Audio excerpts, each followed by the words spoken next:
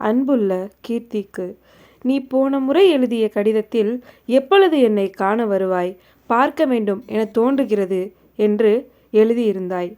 எனக்கு மட்டும் உன்னை காண வேண்டும் ஆசை இல்லையா என்ன? ஜோடி ஜோடியாய் திரிபவர்களை காணும் போதெல்லாம் உன் ஞாபகம் என்னை தீண்டிச் செல்கிறது. உன்னுடன் பேசிய நிமிடங்கள், உன்னுடன் அமர்ந்த இருக்கைகள், உன்னுடன் நான் நடந்து சென்ற சாலைகள், உன்னுடன் சுற்றித் திரிந்த இடங்கள் அனைத்தும் நீ கேட்ட கேள்வியையே கேட்பதாக தோன்றுகிறது. வேலையின் சுமை அதிகமாக உள்ளது. எனினும் விரைவாக முடித்துவிட்டு உன்னை காண வருகிறேன். உனக்கு ஒரு மஞ்சள் நிற சுடிதார் ஒன்றை வாங்கியிருக்கிறேன்.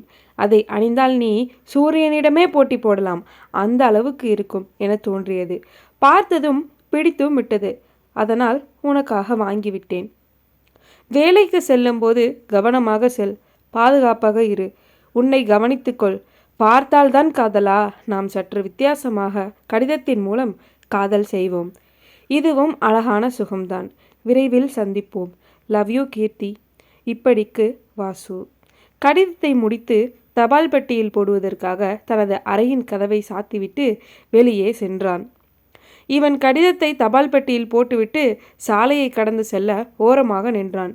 என்ன வாசு, இந்த பக்கம் உன் காதலிக்கு கடிதம் போட வந்தியா என பரசுராமன் கேட்க, ஆமா சார் என்றான் வாசு. நடக்கட்டும் நடக்கட்டும் என்று கூறிவிட்டு அவர் செல்ல, அப்பொழுது வேகமாக வந்த லாரி தனது கட்டுப்பாட்டை இழந்து வாசுவை நோக்கி செல்ல அந்த இடத்திலேயே இறந்தான்.